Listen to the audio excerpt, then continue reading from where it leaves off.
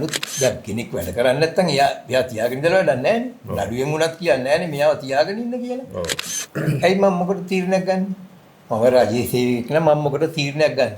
මම තීරණයක් ගත්තත් නැතත් මට මාසෙන් දෙකට පඩිය හම්බ වෙනවා. ඊළඟ අවුරුද්දේ මට වැටුප් වැඩිවීම හම්බ වෙනවා. මට ඊළඟ අවුරුද්දේ උසස් වීමක් හම්බ වෙනවා. මොකටද මම තීරණ ගන්නෙ? ඉතින් මේ වගේ සුළු අදහස් නේ මේක ලොකු අදහසක් නෙවෙයි.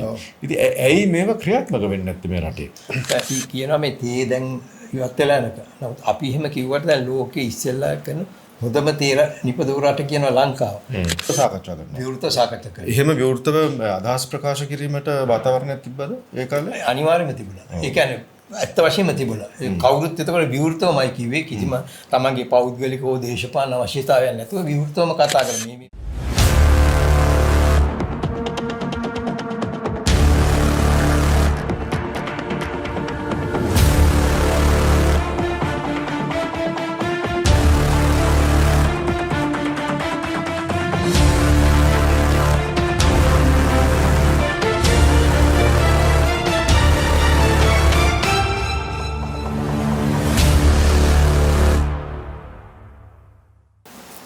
අයිබෝන් අද දින ස්මාර්ට් විකල්පය පොඩ්කාස්ට් එක යටතේ අපි ආරාධනා කරලා තිබෙනවා චන්ද්‍රසේන මාලියද්ද මැතිතුමා. එතුමා ප්‍රවීණ රාජ්‍ය සේවකයෙක්. මේ රටේ උන්නතිය වෙනුවෙන් රාජ්‍ය සේවය පැත්තෙන් සෑහෙන වැඩ කොටසක් කරලා තිබෙන පුද්ගලයෙක්.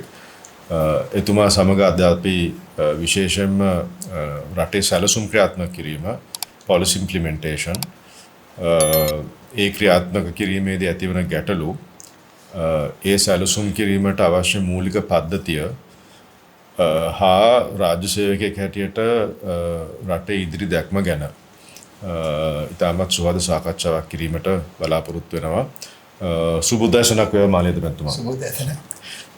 ඔබතුමා රාජ්‍ය සේවයට බැඳුනේ 1970 තරුණයෙක් හැටියට. ඉතින් විශේෂයෙන්ම 1970 කියන්නේ අපිට මතකයි එන්නම් පෙරේරා මැතිතුමා ඇතුළු බණ්ඩාරනායක මැතිණියගේ රජයක් තමයි තිබ්බේ.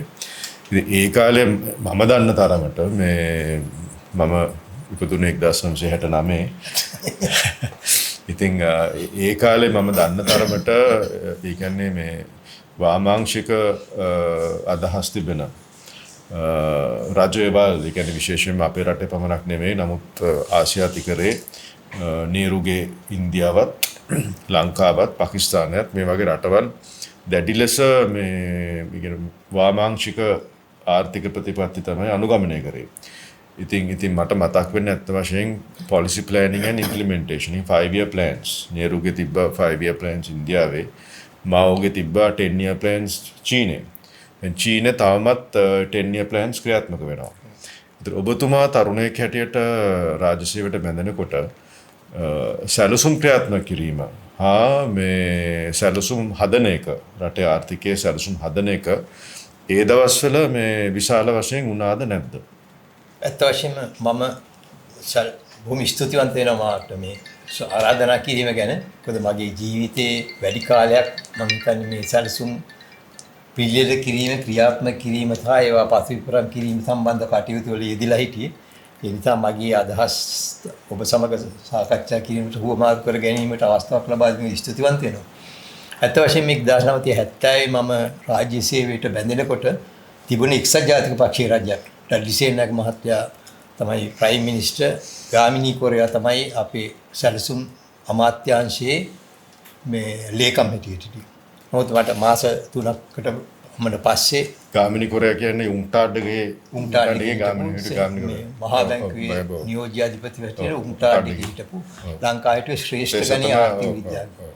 එතුමා තමයි තෝරාගත්තේ මේ ඩඩ්ලි සේනානායක මහත්තයා මුලින්ම මේ ප්‍රතිපත්ති සම්පාදන හා ආර්ථික කටයුතු අමාත්‍යාංශය පිහිටවලා ඒකේ ප්‍රථම ලේකම් හැටියට ඒකල් කියන්නේ ස්ථිර ලේකම් කියලා.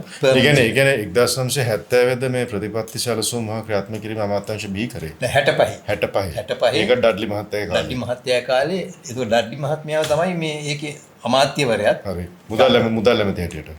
නෑ මේක වෙනම අමාත්‍යාංශ. වෙනම අමාත්‍යාංශ බට අග්‍රාමාත්‍යවරයා තමයි අමාත්‍යවරයා. හරි. එතකොට ඒ අමාත්‍යාංශයේ ලේකම් හැටියට තමයි ගාමිණී කොරයා මහත්මයා පත් කරේ. ඒක අවුරුදු 5ක් ඒක ක්‍රියාත්මක වුණා.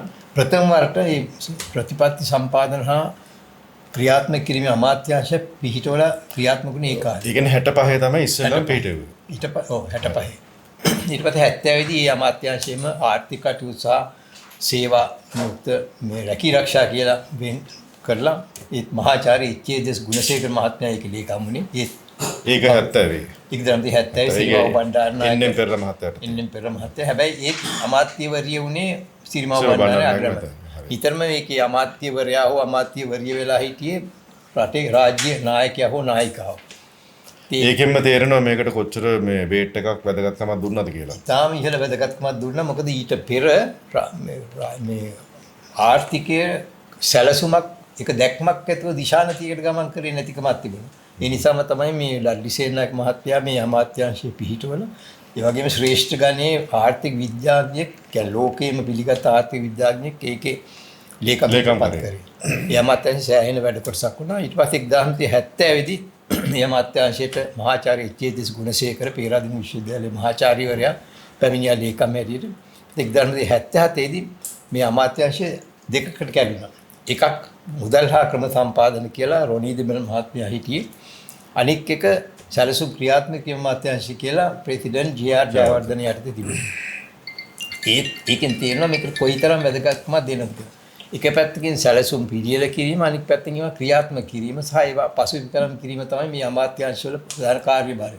මම හිතන්නේ ලංකාව වැනි දියුණු වන රටකට ඉතාමත්ම අවශ්‍ය වෙන දෙයක් තමයි මේ සැලසුමක් සහිත. ඒ කියන්නේ අපි යන්නේ කොහෙද මොකද්ද මාවත කියලා තීරණය කළා. මේ මාවතේ යනකොට අපිට කරන ගල් බොරළු තියෙනවා. මේ යම් සම්පත් තියෙනවා. මේවා එකතු කරගෙන කොහොමද අපි මේ ගමන අපි බලාපොරොත්තු වෙන ස්ථානට යන්නේ රෝඩ් මැප් කියලා කියන්නේ. ඒ මාර්ග සිතියමක් දාන්න ඒ රෝඩ් මැප් දැන් අද වුණත් අපි කොහේ හරි යනකොට අර Google වලින් රෝඩ් මැප් එක බලාගෙන තමයි යන්නේ. නමුත් ආර්ථිකයට ඊට වඩා අවශ්‍ය වෙන රෝඩ් මැප් එක. ඒ හින්දා ඒ නිසා තමයි මේ අමාත්‍යාංශය ඇත්තම පිහිටවල ක්‍රියාත්මක වුනේ. ඉතින් අත් වශයෙන්ම සැලසුම් කිරීමේ අමාත්‍යාංශයේ මූලික වැඩ කටයුතු අපි හැඳුන්වුවොත් ඒක තමයි භෞතික සම්පත් හඳුනා ගැනීම. ඒ භෞතික සම්පත් වලින් රටට යම්කිසි වැඩ කොටසක් වෙන්නේ කොහොමද කියලා තීරණය කිරීම. ඒ භෞතික සම්පත් ප්‍රවර්ධනයට ආයෝජකයන් හොයාගන්නේ කොහොමද කියන එක. අනිත් එක තමයි නැෂනල් ප්ලෑනින්. ඒ කියන්නේ මාර්ග පද්ධතිය වේවා, වාරි පද්ධතිය වේවා, අධ්‍යාපන පද්ධතිය වේවා මේ සියලු දෙයකටම ප්ලෑනින් ඔෆිසර්ස්ලා ඉන්නවා. එතකොට ඒ කොටස් වලට ඒ සංවර්ධන වලට වෙනම ප්ලෑනින් ඩෙස්ක් ඔෆිසර්ස්ලාට ඒගොල්ලන්ට යම්කිසි සැලසුමක් නැත්තම් ඒගොල්ලන්ව ගයිඩ් කරේ කවුද? මේ විදිහට තමයි රට සංවර්ධනය වෙන්න ඕනේ කියලා ඒගොල්ලන්ට මේ ඒ විෂන් එක කවුද දුන්නේ? ඒ විෂන් එක ඇත්තටම දුන්නේ මේ සැලසුම් මේ ක්‍රියාත්මක කිරීම සහ සැලසුම් කරණය කරපු අමාත්‍යාංශයෙන්. ඒ වගේම අපේ තියෙනවා ජාතික සැලසුම් දෙපාර්තමේන්තුව කියලා. National Planning Department. ඒ National Planning Department එකෙන් තමයි සමස්ත දැන් ඒ National Planning Department එක තියෙනවා තාමත් තියෙනවා. නමුත් ඒ සමස්ත ආර්ථිකය දිහා බලලා කියන අඩුපාඩු අවශ්‍යතා සම්පත් විභවතා මේ සියල්ලම බලලා යම්කිසි මේ යම්කිසි මේ ඉදිරි දැක්මක් ඉදිරි සැලසුමක් පිළියෙල කරනවා. නමුත් අද වාසනාවකට වගේ මේ ජාතික සැලසුම් දෙපාර්තමේන්තුව ජාතික ක්‍රම සම්පාදන දෙපාර්තමේන්තුවේ කාර්යභාරය රජයේ ප්‍රාග්ධනය නැත්නම් රජයේ මේ ආයෝජනය කරන්නේ මොන අංශ වලට කියලා බෙදලා දෙන එක විතරයි කරන්නේ. ඒ බජට් ඇලොකේෂන් එක. ඇලොකේෂන් එක. නමුත් අත් වශයෙන්ම ඊට වඩා එහාට යන්න ඕන. 1970 ඔබතුමා රාජ්‍ය සේවයට බැඳෙනකොට නැෂනල් ප්ලෑනින් කියන්නේ රාජ්‍ය ප්‍රතිසම්පාදන හා ක්‍රියාත්මක කිරීමේ ඒකකයේ ඉතාමත් ශක්තිමත්ව තිබ්බා. ඉතාමත් ශක්තිමත් තිබ්බා. එතකොට එතනින්ම මම තවත් තැනකට යොමු කරන්නම් අපේ මේ තර්කය මේක තවත් ස්ථාවර කරන්න. දැන් ඩඩ්ලි සේනානායක මහත්තයාගේ කාලේ 1960 ගණන් වල මුල 60 ගණන් වල මුල හෝ 65 ඉඳලා 70 ඔය රජෙන් තමයි 60 ඉඳලා 65 වෙනකන් තිබ්බේ මං හිතන්නේ බණ්ඩාරනායක මැතිණිගේ ආණ්ඩුව. 65 ඉඳලා 70 වෙනකන් තිබ්බේ ඩඩ්ලි මහත්තයාගේ ආණ්ඩුව. ඉතින් මහවැලිය ක්‍රියාත්මක කරන්න මගේ තාත්තා දියත් කර මහවැලි ව්‍යාපාරය ක්‍රියාත්මක කරන්න ඒකට පැහැදිලි සැලසුමක් තිබ්බා. අනිවාර්යෙන්ම. එතකොට ආණ්ඩුව වෙනස් වුණා කියලා ප්‍රතිපත්ති වෙනස් වුණේ නැහැ. ඒ කියන්නේ සැලසුම් ක්‍රියාත්මක කිරීමේ හා ප්‍රතිපත්ති සැලසුම් ක්‍රියාත්මක කිරීමේ හා ක්‍රමවේදය ඒක ප්ලෑනින් පොතට ආවට පසුව ඒක පැහැදිලිවම බැඳීමක් තිබ්බා ඕන රජයක් ආවත් ක්‍රියාත්මක කරන්න. එහෙම නේද ප්‍රතිපත්ති සැලසුම? වශයෙන් මේක තමයි කියන්නේ ප්‍රතිපත්තියක් නැත්නම් සැලසුමකින් අපි බලාපොරොත්තු වෙන්නේ ඒකයි. දේශපාලන වශයෙන් මොන වෙනස්කම් වුණත් රජයක් වෙනස් වුණත් නිලධාරීන් වෙනස් වුණත් එක්තරා මාවතක් තියෙන මේ මාවතේ යම් යම් වෙනස්කම් අපි කරනවා ඇති. නමුත් අපි මේ මාවත දිගේ තමයි යන්නේ අර බලාපොරොත්තු වෙන මේ ඩෙස්ටිනේෂන් නැත්නම් දිශානතියට.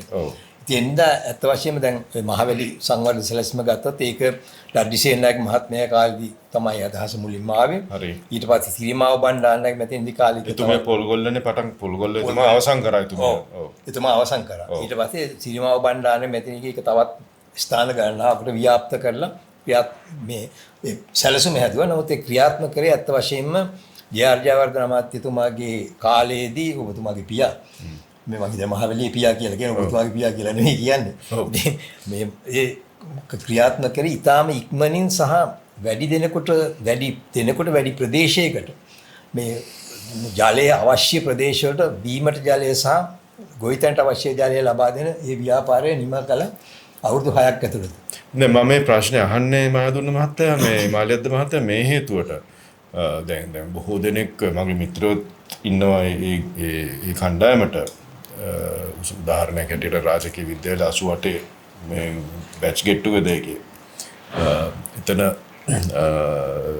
ශ්‍රී ලංකා නිදහස් පක්ෂයට සම්බන්ධ මගේ යාළුවෝ 3-4 දෙනෙක් හිටියා. ඉතින් ඒගොල්ලන් පුංචි ලාවකට පස්සේ ඒගොල්ලන් කියන මේක මේ එක්සත් ජාතික පක්ෂයේ වැඩක් කියලා මේ මහවැලිය. ඉතින් මං කිව්වා ඒගොල්ලන්ට එහෙම දෙයක් නෑ මෙතන නෑ මේක ඇත්ත වශයෙන්ම පක්ෂ දෙකෙන්ම පිළිගත්ත ව්‍යාපෘතියක්. ඉතින් දැන් අද දින දැඩි දේශපාලනීකරණය නිසා මේ රටේ ආණ්ඩු වෙනස් වුණාම ප්‍රතිපත්තිත් වෙනස් වෙනවා. එතකොට අර සැලසුම් සහගත මේ ප්ලෑන් එක දේශපාලන හේතු නිසා වෙනස් වෙනවා. දැන් මහවැලිය එහෙම උනේ නැහැ කියන එක තමයි මම මේ පොයින්ට් අවුට් කරේ. ඒ කියන්නේ මහවැලිය සාර්ථක උනේ පක්ෂ දෙකෙන්ම. ඒ කියන්නේ වාමාංශික ශ්‍රී ලංකා නිදහස් පක්ෂය හා දක්ෂිණාංශික එක්සත් ජාතික පක්ෂය මේ සැලසුම ඉතාමත් හොඳයි මේ ක්‍රියාත්මක කළ යුතුයි කියන පදනමේ හිටිය නිසා. දැන් මම හිතන්නේ අපේ රට මීට වඩා ගොඩක් ගව් ගානක් ඉදිරියට එනවා. හැම වෙලේම මේ දේශපාලන පක්ෂ වෙනස් වුණ පළියට ප්‍රතිපත්ති වෙනස් වුනේ නැත්තම් ඉතින් ප්ලෑනින් ඔෆිස් එකේ නේද ඔබතුමා ප්ලෑනින් වල හිටපු පුද්ගලයෙක් හැටියට ඔබතුමා කොහොමද මේක බලන්නේ? මොකද මේක ඉතාමත් ෆ්‍රස්ට්‍රේටිං වෙන්න පුළුවන්, ඉතාමත් අමාරු වෙන්න පුළුවන් පොලිසි ප්ලෑනර්ස්ලට නිරන්තරයෙන්ම දේශපාලඥයෝ මේ ප්ලෑන්ස් වෙනස් කරනකොට. ඒ ගැන ඔබතුමාට පොඩ්ඩක් අපිට කරුණු පහදන්න පුළුවන්ද? මගේ නම් අදහස දේශපාලනඥයෝ අපි හදන ප්ලෑන්ස් වෙනස් කරනට වඩා අපිට ප්ලෑන් එකක් නැහැ. අපි ක්‍රම සම්පාදකින් නැත්තම් මේ ප්ලෑනින් ඔෆිසර්ස්ලා හැටියට අපි දෙන්න ඕනේ ප්ලෑන් එකක්. ඒක තමයි අපේ යුතුයකම. එහෙම ප්ලෑන් එකක් නැත්තම් ඊට පස්සේ දේශපාලනඥයෝ කියන දේ තමයි කරන්නේ. දැන් මේ මහවැලි සංවර්ධන ව්‍යාපෘතිය මුතුමා කියව හැටි ගත්තොත් අපි දන්නවා මහවැලි සංවර්ධන ව්‍යාපෘතිය දේශපාලනකින් තොරව දැන් මේක විශේෂයෙන් මේ සැලසුම හැදුවේ වාමාංශික සත්වරම රජ කාලේ. ඒ කාලේදී ලංකාවේ ප්‍රබල වාමාංශික නායකයෝ ඒකේ හිටියා. කොමියුනිස්ට් පක්ෂය සහ සමථමාජ පක්ෂය. ඒ වගේම මේකේ හිටියා සිරිමාව බණ්ඩාර මෙතන තවත් වෙනත් අයත් හිටියා. කොල්වෙනුත් හිටියා එන්නෙමුත් හිටියා. ඉතින් ඒ ඔක්කොමත් මේක පිළි අරගෙන හැදුවේ. ඊට පස්සේ ඒක මේ වාමාංශික එක්සත් පෙරමුණු රජය අපි දන්න 1977 දී සම්පූර්ණ අන්ත පරාජයකට පත් වුණා. නමුත් ඒ කියලා ජේ.ආර්. ජයවර්ධන රජයෙන් එක්සත් ජාතික පක්ෂ රජය මේක අහක දැම්මේ නැහැ. ඒක එහෙමම අරගෙන ඒක ඉක්මනින් ක්‍රියාත්මක කරා. ඒ කියන්නේ ඒකේ තියෙන වැදගත්කම ආර්ථික වැදගත්කම දේශපාලන මතිමතාන්තර වලින් තොරව රටේ තියෙන වැදගත්කම නිසා අපි ඉස්සරහට ගෙනිච්චා. ඉතින් ඒකෙන් ඒක හොඳම උදාහරණයක් තමයි යම් කිසි සැලසුමක් තියෙනවා නම් මේ සාර්ථක ඒක දේශපාලනඥයින් හෝ වෙනත් අය වෙනස් කරන්නේ නැහැ. මොකද ඒකේ තියෙන හොඳ පැත්ත අපි දකිනවා. ඉතින් ඒකම හොඳ උදාහරණයක් තමයි ලංකාවට ස්ථිර ඉදිරි දැක්ම සහිත සැලසුමක් තිබිය යුතුයි කියන එකට. ඔව්. ඒ ගැන මට මේ තවත් දෙයක් කියන්න පුළුවන්. මොකද ඔය සාකච්ඡාවේදී මේ මිත්‍රයෝ මට කිව්වා මහවැලිය ගැන කතා කරනකොට එකක් මහවැලිය UNP ප්ලෑන් එකක් කියලා මම එක නිෂ්ප්‍රභ කරා. ඇත්ත වශයෙන්ම මේ 1979 වෙනම මහවැලි අමාත්‍යාංශයක් ජයජාතන මැතිතුමා බිහි කරා. ඒකට මගේ පියාව එතුමා යොමු කරා. එතනින් ඇත්ත වශයෙන් උනේ ඔය තියෙන ප්ලෑන් එක විධිමත් කිරීම. කඩිනම් කිරීම. ඒක තමයි කිව්වේ කඩිනම් මහවැලි ව්‍යාපාරය කියලා. ඉතින් අර අවුරුදු 30 තිබ්බ ප්ලෑන් එක අවුරුදු 6ක් කරා. එච්චරයි උනේ. ඉතින් දැන් මේක මේ විශාල කාර්යභාරයක්. ඉතින් මේක ක්‍රියාත්මක කිරීමට අවශ්‍ය ප්‍රාග්ධනය ඒකට අවශ්‍ය පර්සනල් මිනිශ්‍රමය ඒකට අවශ්‍ය ප්ලෑනින් ඒ ඔක්කොම මුලින් ඉඳලම හදන්න සිද්ධ වුණා. ඒ වගේම මහවැලි අධිකාරිය මහවැලි අධිකාරි පනත මහවැලි ඔතොරිටි ඇක්ට් එකත් මේකට විශාල වශයෙන් ශක්තිමත් වුණා. ඔබතුමාම දන්නවා ඒ කාලේ මේ හිටියා පණ්ඩිතරත්න එන්.ජී.පී. පණ්ඩිතරත්න මැතිතුමා මගේ ජීවිතේ මම දැකලා තිබෙන ඉතාම දක්ෂ පුද්ගලෙක්. නිලධාරියෙක් පමණක් නෙවෙයි ඉතාමත් හොඳ මේ තීරණ ගන්න මහත්මයෙක්. එතුමා තමයි මහවැලි අධිකාරියේ පළවෙනි සභාපති හැටියට ක්‍රියාත්මක කළේ. තවත් පුද්ගලයෙක් ගැන මම අහන්න කැමතියි. ඒක තමයි සැලසුම් හා ක්‍රම සම්පාදන අමාත්‍යාංශයේ මගේ මාම කටයුතු කරා වික්‍රම වීරසූරිය මැතිතුමා ආචාර්ය වික්‍රම වීරසූරිය මැතිතුමා. එතුමා ඒ කාලේ 80 ගණන් වල මේ ඒ කියන්නේ ජයජාතන මැතිතුමාගේ ශක්තියෙන් ජයජාතන මැතිතුමා තමයි ජනාධිපති හැටියට ක්‍රම සම්පාදන අමාත්‍යාංශයේ අමාත්‍යවරයා. එතුමා වික්‍රම වීරසූරිය මැතිතුමාට සම්පූර්ණ නිදහස් වාතාවරණයක් ෆ්‍රී හෑන්ඩ් එකක් දීලා තිබ්බ වැඩ කරන්න.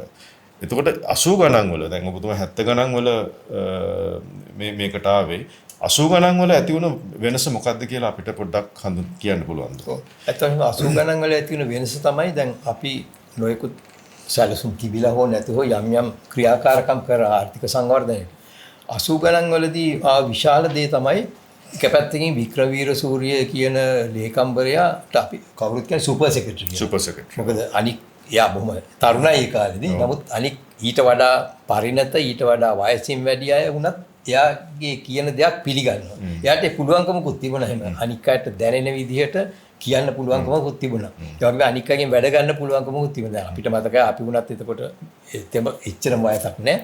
නමුත් අපිට කියලා එක දවසක් මට කිව්වා මේ I want you to blossom out කියලා. ඒ වගේ කියන වචන වලින් අර පුද්ගලයන් උනන්දු කරනවා.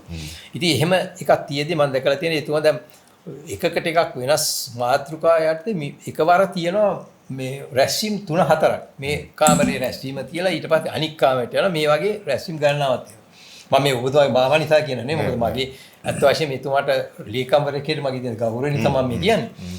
මොකද ඒ ගෞරවය තියෙන එතුමා තියෙන පෞද්ගලික නෙවෙයි ඔහුගේ තියෙන කාර්යක්ෂමතාවය සහ ඉදිරි දැක්ම. ඉතින් එතුමා තමයි මුලින්ම මම හිතන්නේ මේ ලංකාවේ අපි දැන් සැලසුම් කරනවා වගේම සැලසුම් ක්‍රියාත්මක වෙනවද ඒවයි ප්‍රතිඵල මොනවද අඩුපාඩු මොනවද කියලා තමයි පසුවිරුමක් කරන්නේ. ෆීඩ්බැක් එකක් තිබ්බා. ඔව්. ඒක එයා තමයි මුලින්ම ඇති කරේ මේ monitoring division progress control division කියලා එකක් දාලා ඒ කලිය ડોක්ටර් අම්බලවාන කියලා.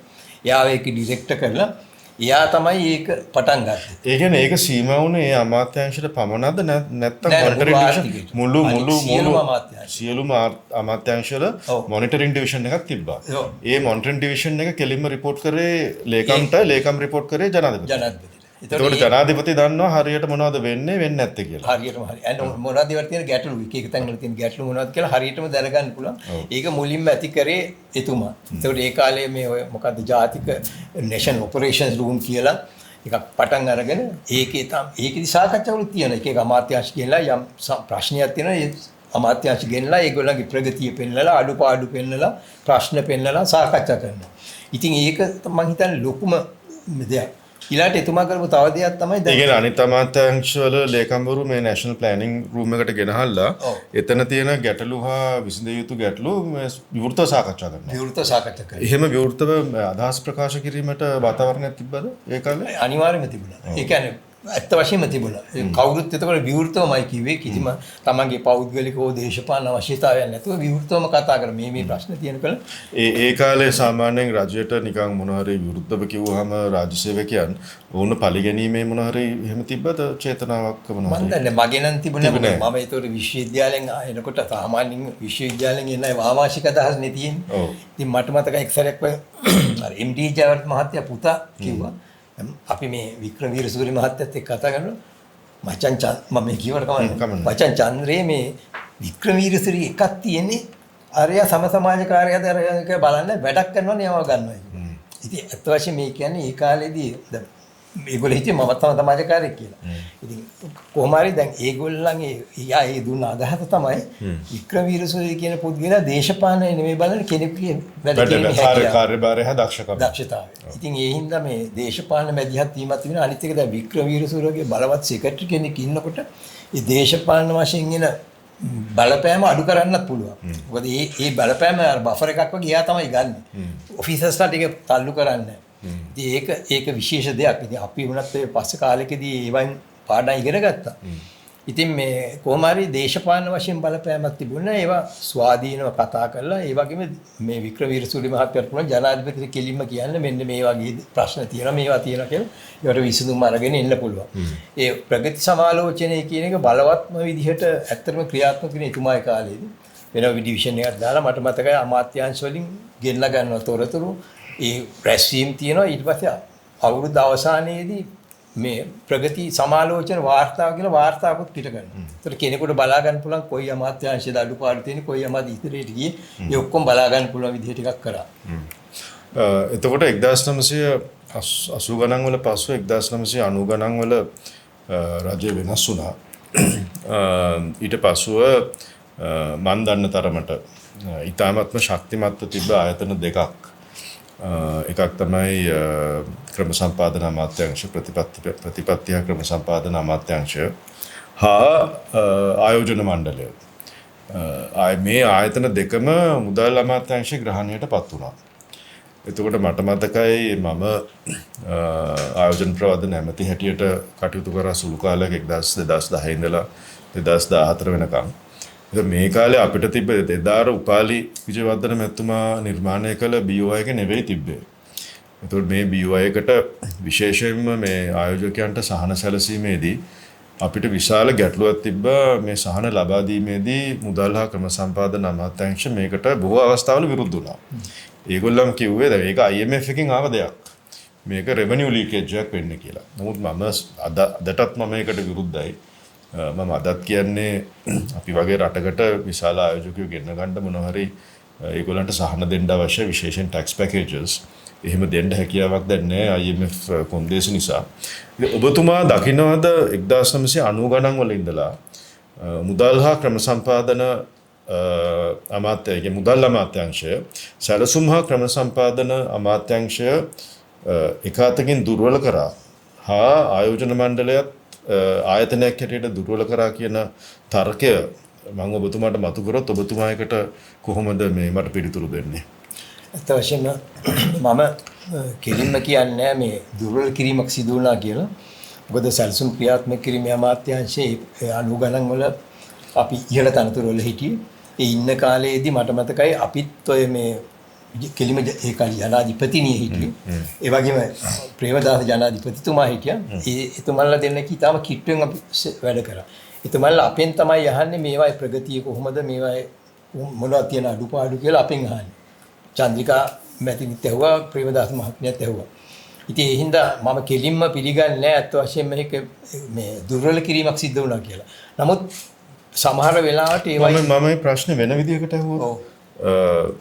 මම ඔබතුමාගෙන් ඇහුවොත් මේ සැලසුම් හා ක්‍රම සම්පාදන අමාත්‍යාංශය නැවතත් පරණ විදියට ශක්තිමත් කළ යුතුද නැද්ද කියලා. මම එහෙම ඇහුවා. ශක්තිමත් වුණාද කියලා. ශක්තිමත් දැන් කළ යුතුද නැද්ද කියලා.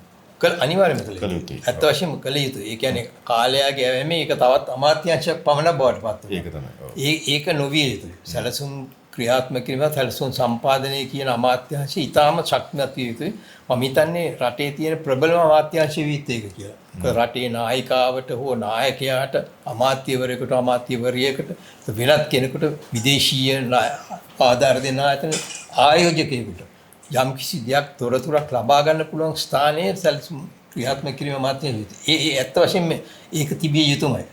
විශේෂයෙන්ම බුද්ධිමය පැත්තෙන් policy planning කියන සංකේතය රටට අවශ්‍ය ප්‍රතිපත්ති හා ඉම්ප්ලිමෙන්ටේෂන් ඒවා ක්‍රියාත්මක කරන්න කොහොමද කියන එක ඉතාමත් වැදගත්. මම දැන් ඔබතුමාගෙන් අහන්න දැන් මේ සංකල්පය ඇත්ත වශයෙන් අපිට ආවේ ඔය නේරුගේ 5 year planning වලින්ද නැත්නම් චීන කොමියුනිස්ට් පක්ෂයේ මවතේ සුන්ගේ කාලේ ඉඳලා 10 year plans වලින්ද මේ ක්‍රම සම්පාදන ඒ ප්ලෑනින් ප්‍රොසෙස් එක ආවේ ලංකාවට ඒගොල්ලන්ගෙන් දාවේ. නෑ මම මොකද මම දන්නවා මේ දක්ෂිණාංශික රටවල් වල මෙහෙම සෙන්ටර් ප්ලෑනින් කියන එක අපි තරම් මෙහෙම ශක්තිමත් නැහැ.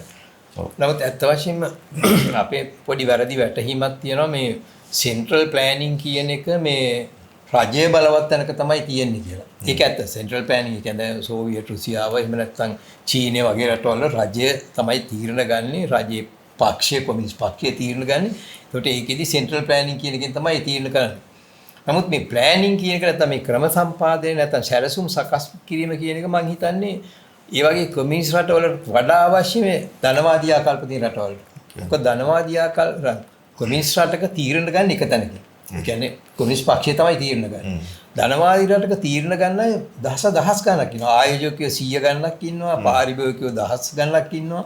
තවත් මේ මුදල් සපයන ආයතන, ඒතකොට මුදල් පිට රටින් ආධාර දෙන අය මේ වගේ තීරණ ගන්න දසදහක් ඉන්නවා. ඒ වගේම මේ ධනවාදී ආර්ථික ක්‍රමයක පාරිභෝගිකයෝ තීරණ ගන්නවා. ඉතින් මෙවැනි තැනක එහෙම තීරණ ගන්න ප්‍රමාණය වැඩි වෙන්න යම්කිසි සැලසුමක අවශ්‍යතාවය වැඩි. මගේ අදහස.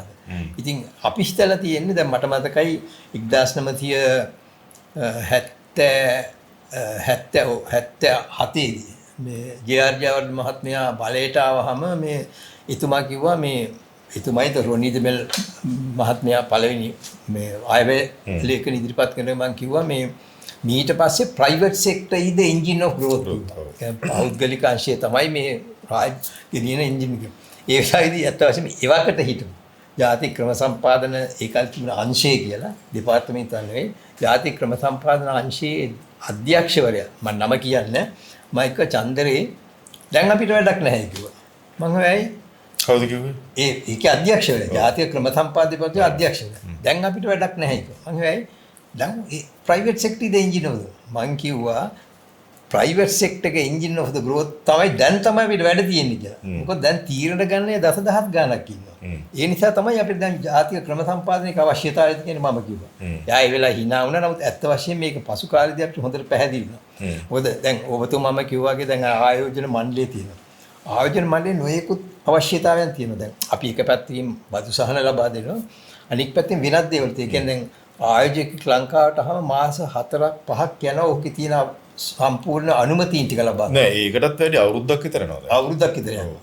ඉතින් දැන් ඒක ඒ කාලේ උපාලි මහත්තයා හැදුවේ one stop shop කියලා. one stop shop කියලා. ඒක තැනකින් ඔක්කොම ගන්න පුළුවන්. දැන් ඒක බෑ. දැන් ඒක ගන්න එක තැනකට ඇවිල්ලා ඉතින් දැන් ඒක බෑ. දැන් ඒක බෑ. දැන් වෙලා තියෙන දැන් කෙනෙකුට දැන් මට එදා මේ මම පසුගිය සතියේ මේ ලංකාවේ ප්‍රධාන ව්‍යාපාර සංගමයක මේ සභාපතිනියට කතා කළා. එතුමිය කිව්වා මේ දැන් අපි ඉස්සෙල්ලා යනවා ප්‍රාදේශීය ලේකම් නගරට. ඊළඟට යනවා ප්‍රාදේශීය සභාවට. ඊළඟට යනවා පළාත් සභාවට. ඒ ඔක්කොම අරගෙන අපි එන්න ඕන කර්මාන්ත අමාත්‍යය. ඇයි අපි එහෙම කරන්නේ? රාජ්‍ය ඔක්කොම රාජ්‍ය ආයතන ඇයි එක තැනකින් මේ අනුමැතිය දෙන්න බැරි කියලා. ඉතින් ඒ වගේ දැන් අපේ තියෙන තත්ත්වය දැන් වෙලා තියෙන BOI එකටත් ඒක පාලනය කරගන්න බැරි තත්ත්වයක් කියලා. මොකද නොයෙකුත් ඊට පස්සේ විනාන පනත් ඇවිල්ලා ඒ වයින් ඒ ආයතන බලවත් වෙලා තියෙනවා. ඒ ආයතන දැන් අර one stop shop කිව්වට නෑ why should we come ළඟට එන්න ඕනේ අපි කියලා අන්න එහෙම අදහසක් තියෙනවා.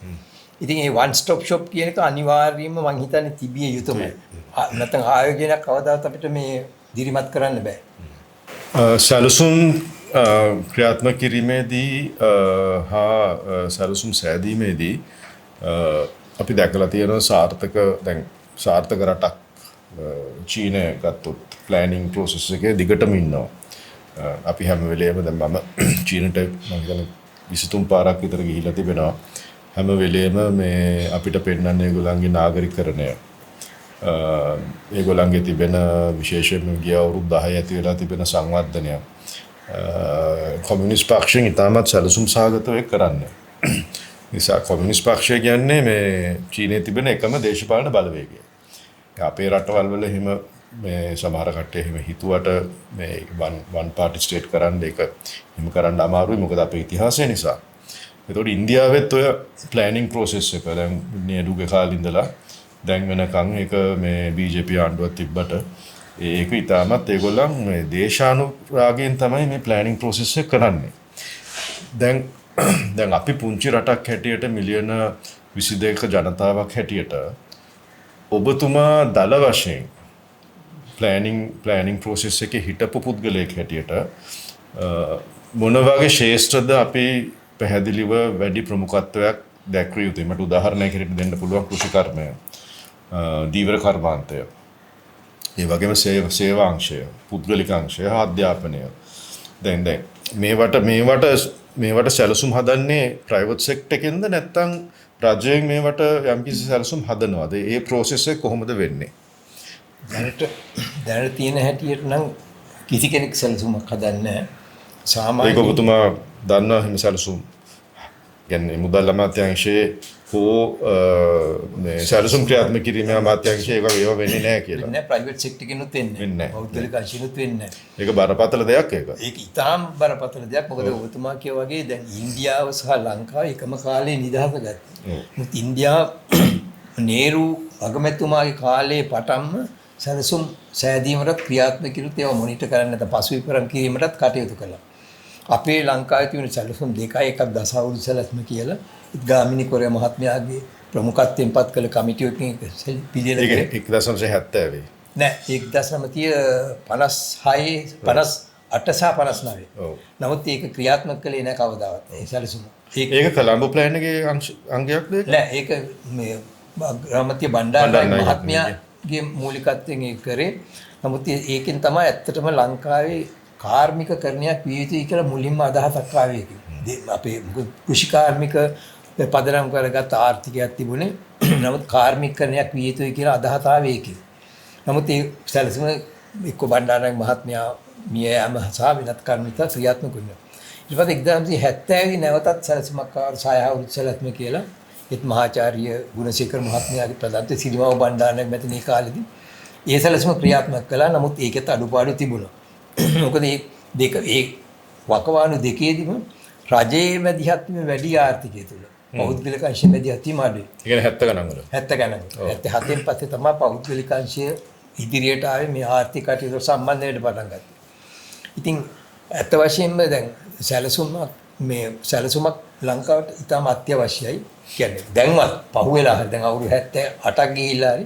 නමුත් තාමත් එහෙම ලක්ෂණයක් අපිට පේන්නේ නැහැ. එක එක අමාත්‍ය දැන් තියෙන එකම දේ අයවැය ලේඛනයෙන් මුදල් දෙනවා. ඒ මුදල් ටික වියදම් කරාද නැද්ද කියන එක තමයි අපි බලන්නේ. මේ ඊයේ පෙරේදත් මම දැක්ක ජනාධිපතිතුමාගේ ප්‍රධානත්වයෙන් අමාත්‍යංශලා මේ මුදල් වියදම් කරාද මොනවද වියදම් කරේ. නමුත් ඒකෙන් අපිට තේරෙන්නේ මේ සමස්ත ආර්ථික දිහා බලාගත්ත සැලසුමක් තියෙනවා කියලා. ඒක අපේ තියෙන මම හිතන්නේ ලංකාවේ ලොකුම අඩුපාඩුවක්. එතකොට ඇත්ත වශයෙන්ම කාර්මිකරණය ගැන ඔබතුමා සඳහන් කරා. ඉතින් කාර්මික සංවර්ධනයක් කියලා මම දැක්කේ විශේෂයෙන්ම 70 ගණන් වල නැතිනිගේ කාලේ මම හිතන්නේ මාෂල් ටිටෝගෙන් අපිට මේ වාණිකම්හලක් ලැබුණා. ඒ වගේම ඔය වගේ රජයෙන් හා රජය අතර පාර්ශවයන් අතර එහෙම ආධාර හැටියට එහෙම කර්මාන්ත ලබා දුන්නා. නමුත් මම වැරදි වෙන්න පුළුවන්. නමුත් මගේ අදහස තමයි මේ කාර්මිකරණයත් විය යුත්තේ. ඒ කියන්නේ රජයෙන් මොන හරි පහසුකම් දීලා ඉන්වෙස්ට්මන්ට් එක වෙන්න ඕනේ, ප්‍රාග්ධනය වෙන්න ඕනේ වෙනත් අංශවලින්. මොකද නැත්තම් ඒ මොඩල් එක ගෙනියන්න බෑ, සස්ටේනබල් නෑ. මොකද ඒක වෙන්න ඕනේ මාකට් ඩ්‍රිවන් මොඩල් එකක්, මාකට් ඩ්‍රිවන් ඉන්වෙස්ට්මන්ට් එකක්.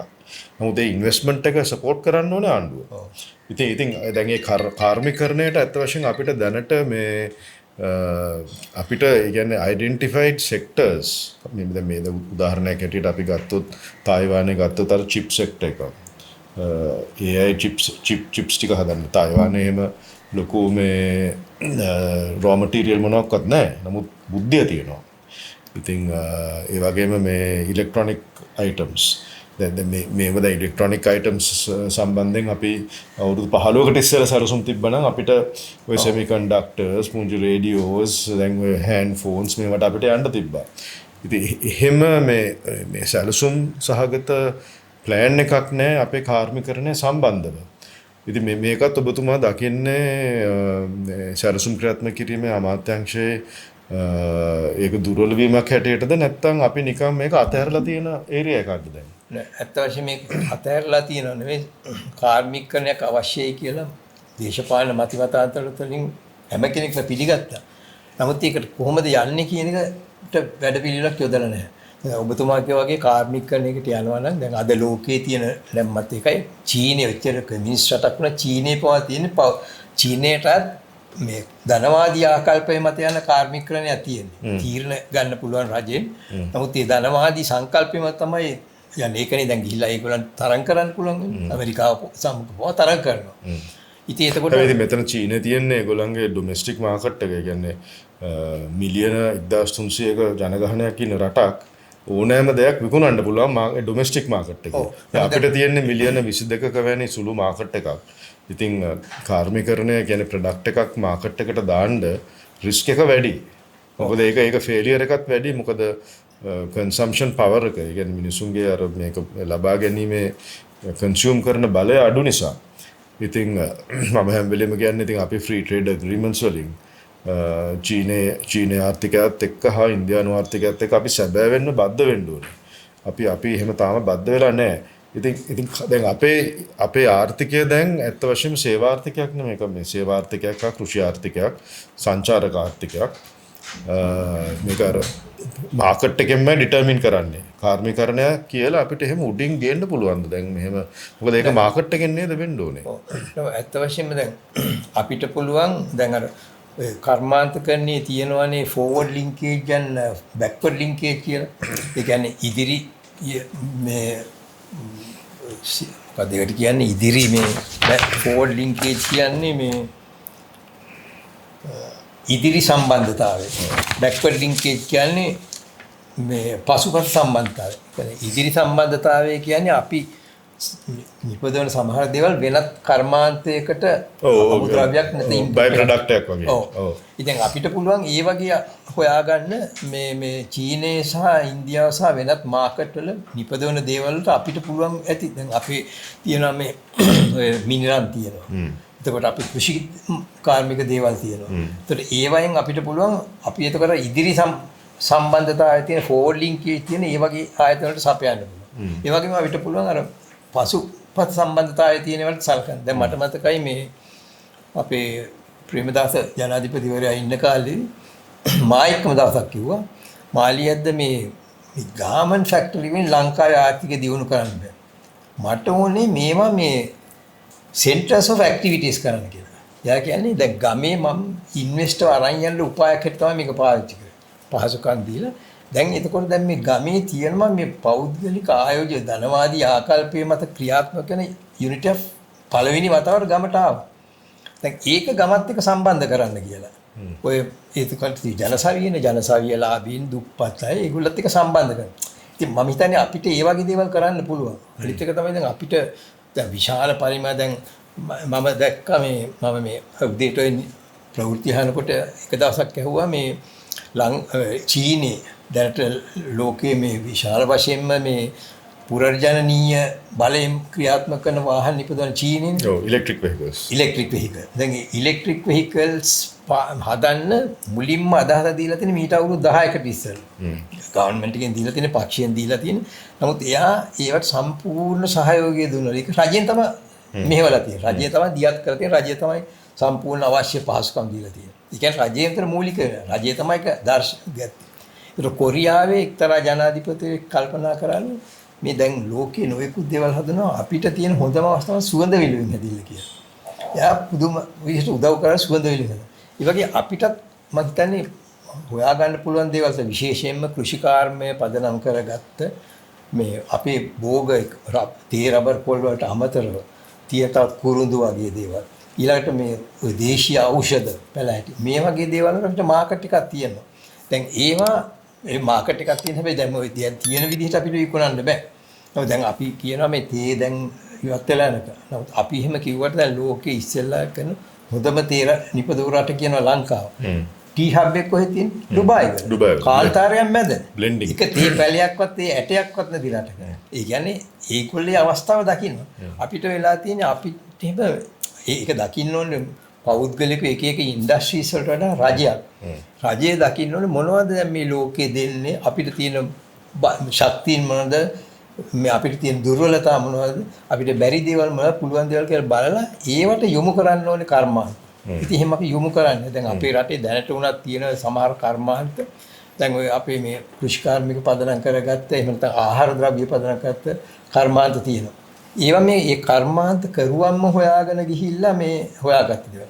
මම අර එක්තරා මේ කර්මාන්ත කරුවෙකුට කතා කරලා කිව්වා අනේ මිස්ටර් මාලියද මේ වියට්නාමයට ගියා මම දන්නවලු මාස සුමාන 3ක් ඇතුළත මම දන්නවලු මට මේ ආයෝජනයට අවසර දෙනවද නැද්ද කියලා. ලංකාවේ මම දැන් අවුරුදු 3ක් තිස්සේ බලන තාම මම ඒක දන්නේ නැහැ.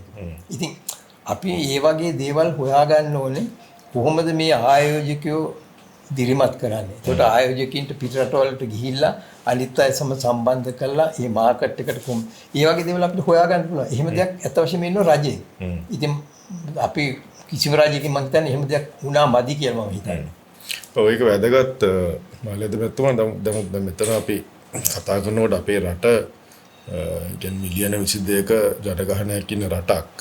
ඒකට අපි බලන්න ඕනේ growth areas මොනවද කියලා. එතකොට අපිට දැන් මේ දළදේශ නිෂ්පාදනයේ 47ක් මෙන්නේ බස්නාහිර පළාතේ. එතකොට මේ සංවර්ධනය අත්ත වශයෙන්ම මේ එකමුතුව විහිදිලා තියෙනවද අනිත් පළාත් වලට? එහෙම පළාත් මට්ටමේ එහෙම ශේෂ්ත්‍ර මට්ටමේ එහෙම මේ එක් පළාතක් මේ ශේෂ්ත්‍රෙ නිතා දියුණු වුණා කියලා අපිට කියන්න බෑ. බාගලාවට උඩ රට පළාත කියන්න පුළුවන් තේ කර්මාන්තය නිසා යම් කිසි තැනකට ආවා කියලා. දැන් 1994 තමයි අන්තිම ආයෝජන කලාපය විවෘත කරේ. එතකොට දැන් මම ආයෝජන කලාපය හැටියට මම බලන්නේ දැන් ගොඩනැගිලි නෙවෙයි. නමුත් දැන් මේ අලුත් සංවර්ධනයත් එක්ක අලුත් තාක්ෂණයත් එක්ක බොහෝ දුරට ඔය high fiber optics එතකොට AI තාක්ෂණය machine learning මේ programming මේවට high technology parks අපිට දියුණු කරන්න පුළුවන් හදන්න පුළුවන්. ඒකටත් ඉන්වෙස්ට් කරන්න ඕනේ රජය. එතකොට දැන් IMF conditions යටතේ අපිට මෙහෙම ප්‍රාග්ධනවල් වියදම් කරන්න බෑ දැනට. එතකොට අපි මේ රට දියුණු කරන්න මේ ප්‍රාග්ධන ප්‍රශ්නය ප්ලෑනිං ස්පෙෂලිස්ට් කෙනෙක් හැටියට ඉතින් ප්‍රාග්ධනය ලබාගත යුත්තේ කොහෙන්ද? අපි ඒක රටේ මහජනතාවගේ බදු මුදල් වලින් ගන්නවද නැත්නම් ඔබතුමා කිව්ව පරිදි මමත් ඉන්නේ එතන අපි ප්‍රයිවට් සෙක්ටර් එකෙන් ඒගොල්ලන්ට මේ පැහැදිලි. ඒ කියන්නේ ඔබතුමා කිව්වා අවුරුදු 3ක් ඉන්න ඕන කියලා ලංකාවේ ඊටත් වඩා මේ දූෂණය කියන්නේ ට්‍රාන්ස්පරන්සි ඇතුව දූෂණෙන් තොරව. ඒ කියන්නේ හැම ප්‍රොසෙස් එකකටම මේ කාට හරි ගාණක් ගෙවන්න වෙනවා. ඉතින් මං හිතන්නේ නෑ වියට්නාමයේ එහෙම වෙනවා කියලා. එතකොට අපි ඉතාමත් මේ හොඳ තාක්ෂණය ඇතුළු ආයෝජන ලංකාවට එක් පළාත් වලට එතෙන්ට සැලසුම් ප්ලෑනින් අපිට අවශ්‍යයි. දැන් මේ මධ්‍යම පළාතට මේ වගේ සෙක්ටර්ස් අවශ්‍යයි. උතුරු මැදට මේ වගේ සෙක්ටර්ස් අවශ්‍යයි. එතකොට මේ යාපනයට හා උතුරු නැගෙනහිරට මේ වගේ සෙක්ටර් ඒ සැලසුම් ටික හදලා ඇයි අපිට බැරි ආයෝජන මණ්ඩලයෙන් ඒ අවශ්‍ය ක්‍රමවේදයක් යොමු කරන්න විශේෂයෙන් ඉන්දියාවෙන් හා ජපානයෙන් ජපානයෙන් හා චීනෙන් ඒ අවශ්‍ය ආයෝජන ටික ලංකාවට ගෙන්න. ඔබතුමා දකින්නේ බ්ලොක්ස් ටික මොනවද? නෑ එකක් තමයි දැන් සාමාන්‍යයෙන් අපි දැන් මුලින්ම ලංකාවේ ආයෝජන මණ්ඩල පිහිටෙවික් දරමති 70 ගණන් වල 78න් පස්සේ දැන් එදා තිබුණේ මේ තරගයේ වැඩියෙන් තිබුණේ ආයෝජකයින් අතර. ආයෝජකයන්ට මේ තැන් හොයාගන්න බෑ කොහෙද යන්නේ කියලා. ඒකට ඒ කාලෙදී දුන්න විශාලම සහනය තමයි මේ බදු සහනය. එතකොට ඒකෙන් ආයෝජකයෝ ආවා. නමුත් දැන් අද ආයෝජකකින් අතර නේ තරගදී ආයෝජය ලබා ගන්න රටවල් අතර තරගය තියෙනවා. ඒ කියන්නේ වියට්නාමය, බංග්ලාදේශය, තායිලන්තය, මලේසියා ඔය රටවල් ගොඩක් තියෙනවා. ඒකට ඒගොල්ලෝ මේ බදු වලට අමතරව වෙන සහනක් දෙනවා. ඒ කියන්නේ යම් මේ වෙනත් පහසුකම් ඒ කියන්නේ මූල්‍ය පහසුකම්ද නැත්නම් විදුලියද ඒ වගේ. ඒ සමහර අපේ ආයෝජකයෝ ඇවිල්ලා ඒගොල්ලෝ ඉල්ලනවා මේ ඒගොල්ලන්ගේ ලොකු වහලක් තියෙනවා කර්මාන්ත ශාලායි වහල උඩ අපිට මේ සූර්ය බල ශක්තිය නිපදවන්න දෙන්න කියලා. මම දන්න එකක් තියෙනවා මේ බියගම් පැත්තේ එහෙම ඉන්වෙස්ටර් කෙනෙක් කිව්වා. අපේ ලංකා විදුලි බල මණ්ඩලය කිව්වා නෑ එහෙම දෙන්න බෑ කිව්වා. අපි දැන් ට්‍රාන්ස්ෆෝම් එකක් නැහැ කියලා. එයා කියන්නේ මම ඒක හදලා මම පාවිච්චි කරනවා. මට නෑ එහෙම අපේ නීතිය නැහැ කියලා. ඉතින් අපේ තියෙන නීති රීති මං හිතන්නේ අපි අනිවාර්යයෙන්ම දැන් පොඩ්ඩක් රිවිව් කරලා බලලා ඒවා වෙනස් කරන්න. මොකද මේ නීති රීති වලින් දැන් ඉස්සරහට යනවා. අපි දැන් ආයෝජන මාලේ නීති වුණත් 1978. එතකොට උසස් අධ්‍යාපන පළත වුණත් 1978. UGC.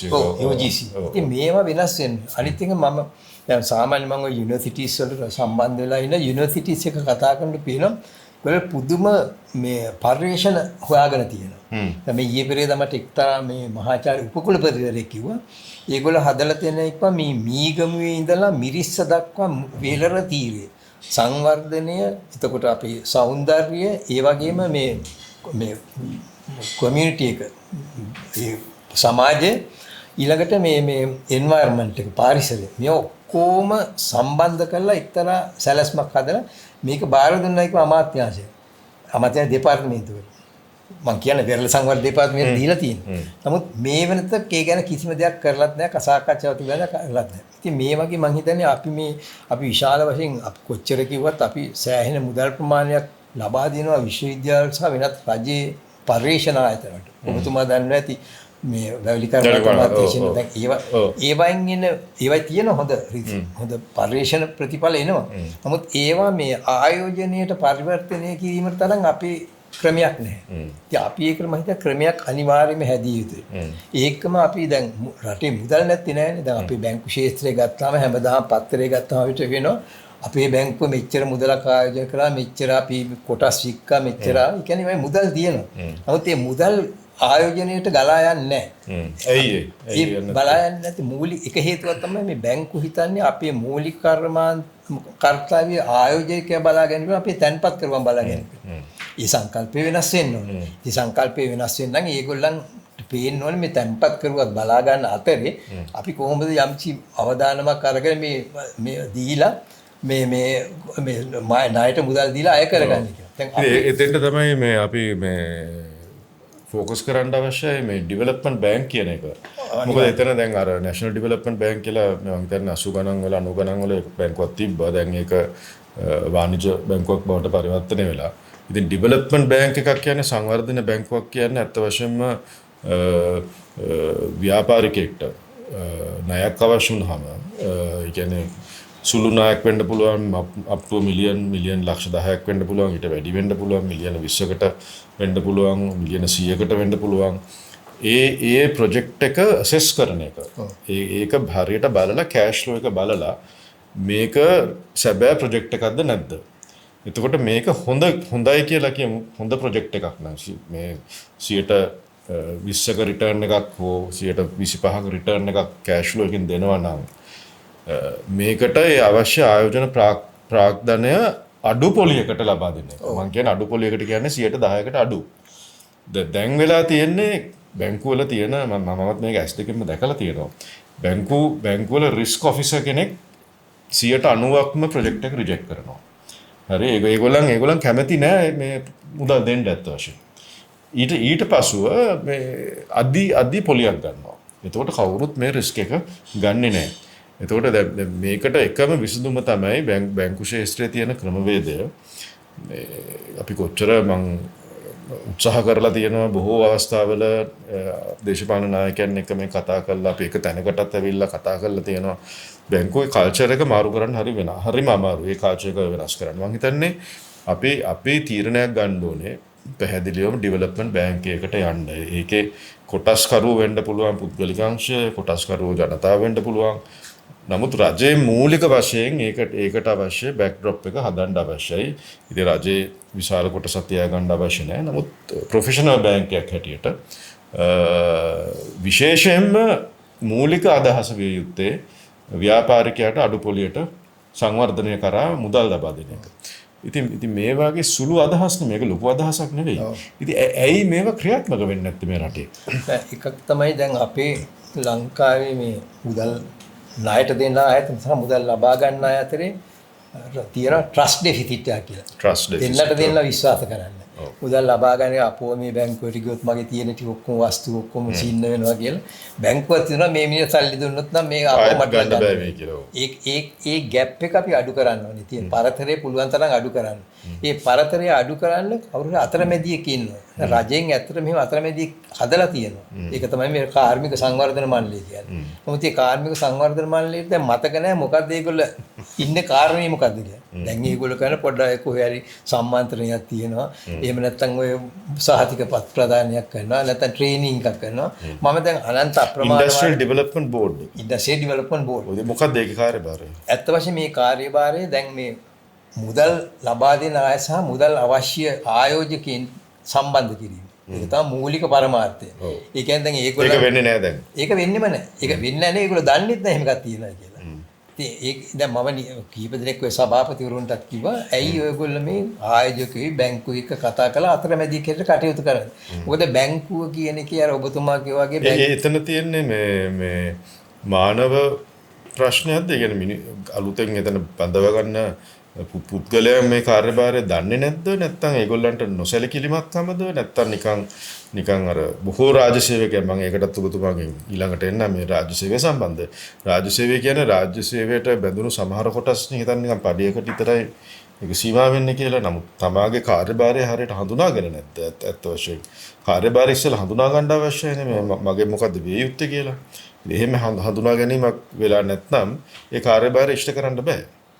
ඒ වගේ ගැටලුවක්ද මෙතන තියෙන්නේ? ඇත්ත වශයෙන්ම වෙලා තියෙන්නේ ඒක දැන් මම හිතන්නේ මේ නායකත්වයේ පිළිබඳ ප්‍රශ්න දැන් අපි මේ කළමනාකාර මණ්ඩලයක් තියෙන සභාපතිවරයෙක් ඉන්නවා මේගොල්ලෝ ඉස්සෙල්ලා බලන්න ඕනේ මොකද්ද අපි මම දැන් අවුරුදු 5කට නම් පත් වෙන්නේ. යා අවුරුදු 5 අවතානේ මම මොකද්ද දකින්න බලාපොරොත්තු වෙන චිත්‍රය.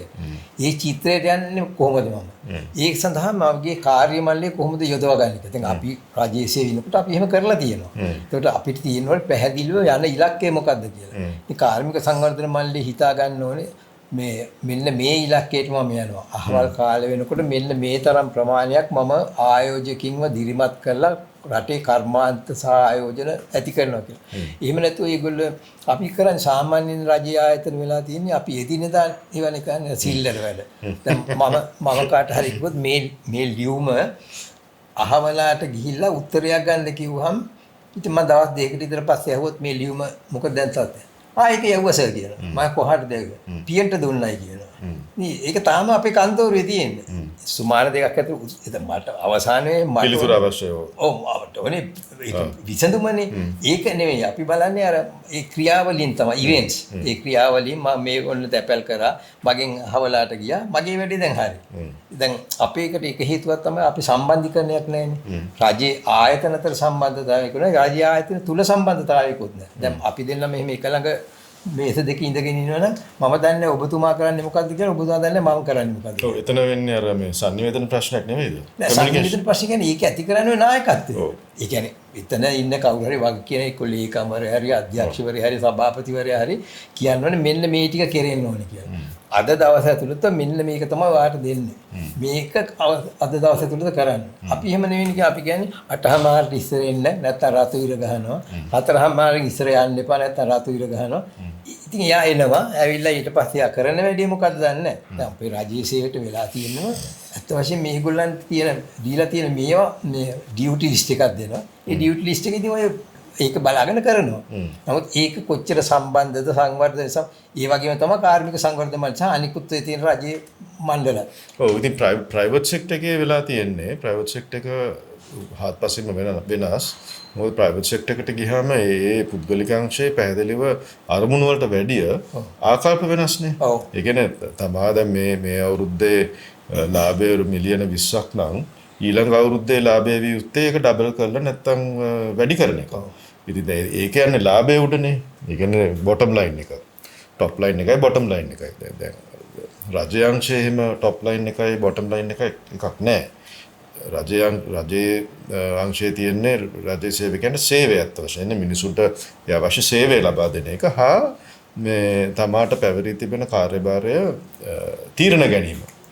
දැන් මට පේනවා පැහැදිලිවම බොහෝ රාජ්‍ය අංශවල මම හිටපු කැබිනට් ඇමතිවරයෙක් හැටියටත් ආණ්ඩුකාරවරයෙක් හැටියටත් මම මේ ළඟදී දැකලා තිබෙන දෙයක් තමයි ඉතාමත් සරල තීරණ රාජ්‍ය සේවකයෙක් ගන්න නැති එක. ඒ කියන්නේ ඒකට ඇමතිවරයෙක්ගේ මැදිහත් වීමක් අවශ්‍ය නැහැ. ඒකට ඉහළ මේ දේශපාලඥයෙක්ගේ මැදිහත් වීමක් අවශ්‍ය නැහැ. ගන්න පුළුවන් සරල තීරණ නොගැන්වීම. ඉතින් මේකත් මං හිතන්නේ විශාල පසුබෑමක් ඕනෑම රජයකට. ඉතින් ඇයි මෙහෙම මේ රාජ්‍ය සේවකයන් මේ තීරණ ගන්න නැතුව ඉන්නේ? ඇයි මම මොකට තීරණයක් ගන්න? මම රාජ්‍ය සේවකයෙක් නම් මම මොකට තීරණයක් ගන්න? මම තීරණය ගත්තත් නැතත් මට මාසයන් දෙක පඩිය හම්බ වෙනවා. ඊළඟ අවුරුද්දේ මට වැටුප් වැඩි වීම හම්බ වෙනවා. මට ඊළඟ අවුරුද්දේ උසස් වීමක් හම්බ වෙනවා. මොකද මම තීරණ ගන්න? තීරණ නොගෙන ඉතින් මගේ වැඩක් බලාගෙන මං ඉන්නවා. මොකද මේ ෂේප් එකේ ඉන්න අපේ කෝච්චිය නැග ඔහේ යනවා. අපි ඒකින්ද මම කියන්නේ ඇත්ත වශයෙන්ම අපි දැන් මම අමාත්‍යාංශවල ලේකම්වරයෙක් හැටියට කටයුතු කරනවා. දෙපාර්තමේන්තු අංශවල ප්‍රධානී කරනවා. මම ඒගොල්ලන්ට කියනවා අහවල් දවසට මේ වැඩේ කෙරෙන්න ඕනේ. කෙරුණ නැත්තම් මම ඉතින් ඊට පස්සේ එක්ක යාව අයින් කරනවා. දැන් කෙරුණ නැත්තම් මොකද්ද ඔබතුමා? කෙරුණ නැත්තම් මම එක්ක යාව අයින් කරනවා වෙනික් එක දානවා. ඒ සමහර වෙලකට මම එක තරහ වෙලක් තියෙනවා. තරහ වෙලා ගිහිල්ලක් තියෙනවා. ඉතින් මට ඒකේ ප්‍රශ්නයක් නැහැ නේ. මොකද මම ඉන්නේ දැන් ඔබතුමා එහෙම දැන් අයින් කරොත් දැන් නඩු මාර්ගයකට යන්න පුළුවන්. එහෙම දැන් එහෙම කරන්න අමාරුයි මේ නෑ දැන් කෙනෙක් වැඩ කරන්නේ නැත්නම් එයා තියාගෙන ඉඳලා වැඩක් නැහැ නේ. නඩුවෙන් වුණත් කියන්නේ නැහැ නේ මෙයාව තියාගෙන ඉන්න කියලා. ඉතින් ඒක අපි පැහැදිලිව දැනගන්න ඕනේ. අනිත් එක දැන් සමන් කෙනෙක්ගෙන් වැඩ ගන්න ක්‍රම කීපයක් තියෙනවානේ. අර හොඳින් කියලාත් පුළුවන් නරකින් කියලාත් පුළුවන්. ඉතින් සාමාන්‍යයෙන් හොඳ මේ එකක් තියෙනවා කවුරුත් එක ටීම් එකක් හැටියට වැඩ කරනවා එක කණ්ඩායමක් හැටියට වැඩ කරනවා ඒක කරන්න පුළුවන්. ඉතින් එහෙම අනිවාර්යෙන් වෙන්න ඕනේ. දැන් අපි ඒ ටීම් ලීඩර් දැනගන්න ඕනේ මේ පුද්ගලයාගෙන් කොහොමද වැඩක් ගන්න කියලා. අනිවාර්යෙන්. දැන් මට මතකයි දැන් අපි කියන මේ රාජ්‍ය සේවය දැන් අකාර්යක්ෂමයි දූෂණයෙන් පිරලා කියලා. ඒ රාජ්‍ය සේවයේදී ප්‍රේමදාස මහත්තයා අවුරුදු දෙකක් ඇතුළත මේ ගාමන් ෆැක්ටරි 200ක් ඇද්නේ. ඒ රාජ්‍ය සේවය යොදලා එතුමා මේ ගෙවල් යද 1.5 million housing scheme ඇදී ඒ රාජ්‍ය සේවය දාගෙන ජනසවිකරණ. ඉතින් ඒ කියන්නේ ඒ රටේ නායකයා. ඒ වගේම හැම ආයතනයකම නායක දැන් පෞද්ගලික අංශය ඔබතුමා කිව්වා පෞද්ගලික අංශයේ ඉන්න අධ්‍යක්ෂ මණ්ඩලය ඒකට ටාගට් එකක් තියෙනවා. ඒ ටාගට් එකට ඔක්කොම කිකනල් දීලා මේ ටාගට් එක ඔයාලට මේක කියලා. අපි එහෙම වැඩ දීලා තියෙන්න ඕනේ මෙන්න මේ ටික ආද කරන්න ඕනේ කියලා. මාලියත් මහත්තයා දැන් රාජ්‍ය සේවය ගැන අපි කතා කරනකොට එකක් තමයි මේ තීරණ ගැනීමේ අවශ්‍යතාවය. ඒ වගේම ඒක ඔබතුමා කිව්වා ඒක ඉස්සරහට ලීඩර්ෂිප් එකෙන් එන්න ඕනේ කියලා. ඒක පුෂ් කරන්න ඕනේ තීරණ ගන්න. දැන් බොහෝ අවස්ථාවල මේ රාජ්‍ය ඔබතුමා මේ 1980 ගණන් වල ඔබතුමාම කිව්වා වීරසූරිය මහත්තයා ඔබතුමාට කිව්වා කියලා you must blossom කියලා. එතකොට ඒ තරුණයෙක්ට ඒක ඇහුණාම ඒක ලොකු ප්‍රවේශයක් ඒක. එතකොට දැන් මමත් රාජ්‍ය ප්‍රතිසංස්කරණ ඇමති හැටියට මම දැක්ක ගොඩක් තරුණ පිරිස් ඉන්නවා රාජ්‍ය සේවයට ඇවිල්ලා ඉන්න ෆස්ට් ක්ලාස් ගත්ත කට්ටිය ඇකඩමික්ස්ලා වගේ ඒගොල්ලන් හරි රජයට හරි කැමති ආණ්ඩු කියන්නේ පක්ෂ නැහැ ඒගොල්ලෝ වැඩ කරන්න කැමති. ඒතකොට මම උත්සාහ කරා ඒ කාලේ මේගොල්ලන්ට අර හාවර්ඩ් එකේ ඒතකොට ඉන්සියාඩ් එකේ ඒ වගේම වගේ ප්‍රවීණ විශ්වවිද්‍යාලවල